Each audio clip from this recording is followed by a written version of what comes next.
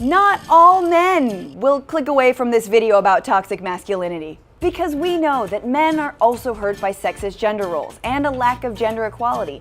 From small things like having to pretend you like BattleBots, to pretending you have allergies every time you watch The Notebook, to real traumas that can lead to things like mass shootings. We're talking about the men and the white supremacists who suffer from, perpetuate, and prey on toxic masculinity.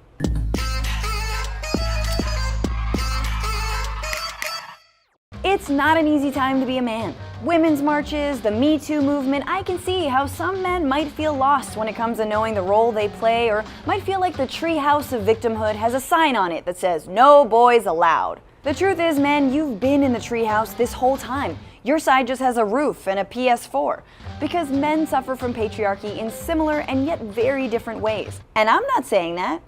He is. What about all the boys who are profoundly affected in a negative way by what some adult man is doing against their mother, themselves, their sisters? What about all those boys?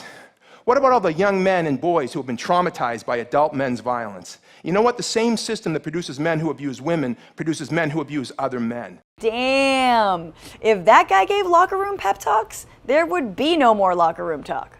He's right. Women and men are both victims of domestic violence and sexual assault, and men are the ones who are more often the perpetrators towards everyone. So if we know what we have in common, what are the problems that are unique to men? While women are told to be obedient, that they're too emotional, and that they already have 3 crop tops exactly like that, what are the messages that men and boys get? Growing up as a boy, we was taught that men had to be tough, had to be strong, had to be courageous, dominating, no pain, no emotions, with the exception of anger and definitely no fear. No fear? Well, I guess that explains my older brother's fashion choices in elementary school. Also his crippling depression. And since the plebes among us still watch commercials, we know that real men should shave like a man, smell like a man, wash like a man / feel like a man, have the essence of man, and if you're ever tempted to drink something unmanly like sangria, instead grab a glass of Adam Carolla's Mangria. A little red wine, a little vodka, a little orange juice, a little pixie dust, and pow, Mangria. But I'm telling you, it's good for what ails you. Because whatever it is that ails you now, tomorrow what ails you will be the worst hangover ever. I shouldn't have drank all this Mangria. Dr. Drew, put me back on Loveline. Thank God those messages just come from commercials and not the news. I have some hard and fast rules for the way men should dress. No open-toed shoes, no jewelry other than a wedding ring or a watch, no highlights, and no makeup. And I am sad that we live in a culture where I actually need to articulate these things. And I'm also sad you articulated those things because they're supremely tone deaf. Forget campus rape, unequal pay, or domestic violence. Birkenstocks are the real enemy. Also, no makeup? Are you not watching the Queer Eye reboot? Episode 1's lonely Georgia truck driver just got a comprehensive skincare routine to tame his redness, and he is looking fly. Yes! Control those flare-ups! So society tells men they must behave in a certain way, but what about the ways they're told to behave towards women? That men are superior, women are inferior. That men are strong, women are weak. That women are of less value, property of men, and objects, particularly sexual objects. And that makes total sense if you've watched any TV or movies since TV or movies were a thing. Men are encouraged to see women as headless body parts, sexy love interests who can and probably should be stalked, conquered, and kissed even though they don't want to be. And in practically every coming-of-age movie, a man's worth is purely defined by whether or not he has sex. This is our last party as high school people. Just f***ing come with me on this voyage and just stop being a pussy for once and we can f***ing f*** some girls already. Yeah, I even got some of Adam Carolla's Mangria because girls can't resist masculine insecurity, blatant misogyny, or vomit. And all of that pressure takes a toll on men. As a boy, all I wanted was to be accepted and liked by the other boys. But that acceptance meant I had to acquire this almost disgusted view of the feminine. I thought I had to put on a show for everyone. I could not be myself, and I wanted to put on what society said was masculinity. The fear of feeling anything is, if I start crying, I may never stop. I might just cry and cry. Tell me about it. How do you think we feel when we're PMSing and Toy Story 3 comes on? I have stared death in the face. When all these traditionally masculine traits are taken to the extreme, you end up with what psychologists and journalists have called toxic masculinity, a specific model of manhood geared towards complete dominance and control that devalues women and emotions and overvalues extreme self-reliance. In other words, toxic masculinity is Gaston from Beauty and the Beast. That guy was the worst. Who eats raw eggs? That is not good for you. Next stop, Salmonella City. Boop, boop. And toxic masculinity has been used to talk about a driving factor behind some of the most violent behavior. We already know that half of female murder victims are killed by a male partner or former intimate partner, but now we have the grim patterns found in mass shootings.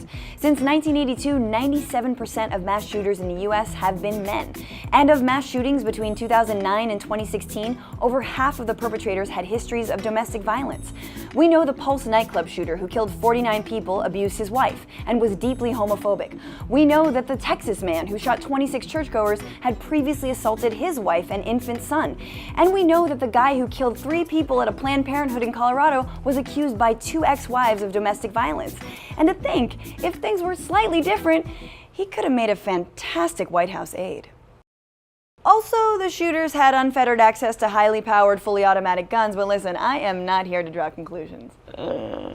But the connections between toxic masculinity and mass murder get even scarier, because more and more mass acts of violence are being committed by far-right extremists, and deep-seated misogyny is often a pillar of hateful ideology. Some have even called toxic masculinity a gateway drug to other extreme views. Take the 22-year-old who killed 6 people in Santa Barbara. He wrote and vlogged his frustrations about feeling like a loser because he didn't receive attention from women. He wrote, "I will punish all females for the crime of depriving me of sex." He also held racist resentment towards black men who had girlfriends, and new reporting shows that he was interested in Nazism. Or the Norwegian mass murderer who killed 77 people and wrote in his manifesto that men aren't men anymore, but emotional beings that are there to serve the purpose as a never-criticizing soulmate to the New Age feminist woman goddess. Wow, someone took Yaz Queen a little too seriously. The alt-right preys on male insecurity and promotes its violent, toxic masculinity as a source of pride. Ahead of the Unite the Right march on Charlottesville, the white supremacist website The Daily Stormer called on its members to take the streets and profess that their membership has problems with women and feels emasculated. Then, the same website mocked the appearance of Heather Heyer, who was killed by a white supremacist that day. In fact, a lot of what defines the alt-right bog of the internet was born out of a specific hatred of women. From the trolls who attacked female gamers in Gamergate, to men's rights activism which sees feminism as an existential threat to men's rights, to pickup artists who prey on male insecurity about not having sex or not having enough sex and then selling them tips on how to act more like a douchebag in hopes of seducing women. Listen, if it didn't work for Gaston, it's not gonna work for you. Haven't you seen the end of Beauty and the Beast? Or lingo, like the insult cuck, which is meant to emasculate men whose partners cheat on them. Or being red-pilled, where men miraculously wake up to the fact that feminism is secretly about achieving female world order, where everyone is forced to watch beaches and French braid each other's hair, which it is totally not. Just listen to Richard Spencer, white supremacist and the guy who made corduroy evil, talk about women's rights. Feminism has seduced many women into thinking that, oh, men are wrong, I need to be myself, I need to have a career, I need to do this. They wake up, they're 45, they're living with cats, and they are extremely unhappy. Okay, listen, I'm not gonna ruin my manicure picking apart all that bullshit, but unhappy with cats? Let's see, would I be happier staying at home, cuddling with my soft, adorable kitty all evening, or sitting across a dinner table from your ass as you mansplain your manifesto on white ethno-states? Huh, I think I'm choosing Mein Kitty over Mein Kampf. And what binds all these disparate strands of toxic masculinity that the right feeds and foments together? Who is their alpha male? A man so toxic, he glows orange. So yes, women would rather spend the night with a pussy than be grabbed by it. Cause masculinity doesn't have to be defined by being tough or having a lot of sex or buying a bath bomb shaped like a grenade because otherwise bubble baths are too feminine. Because increasingly, for both men and women, our safety, our communities, and hell, even our mental health, and definitely our presidency, depend on redefining what masculinity is. But again, don't take it from me. Take it from the men who are doing it. I challenge you to see if you can use the same qualities that you feel make you a man to go deeper into yourself? Are you brave enough to be vulnerable? Pain, passion, purpose. We're redefining manhood. Heart of a man is helping men be themselves and open their hearts. We also owe it to young men who are growing up all over the world in situations where they didn't make the choice to be a man in a culture that tells them that manhood is a certain way. I hope that going forward, men and women working together can begin the change and the transformation that happens so that future generations won't have the level of tragedy that we deal with on a daily basis. Yes, kings! So maybe don't drink the Mangria flavored Kool-Aid, because it's been roofied with toxic masculinity. Thanks again for watching News Broke. I'm Francesca Fiorentini. You can follow me on Twitter at FrannyFio, no trolls please. And also make sure to share this video with your networks and let everyone know that it's not unmanly to give us a heart emoji, or subscribing on YouTube, or following us on Facebook.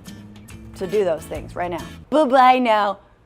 Don't be mean in the comments.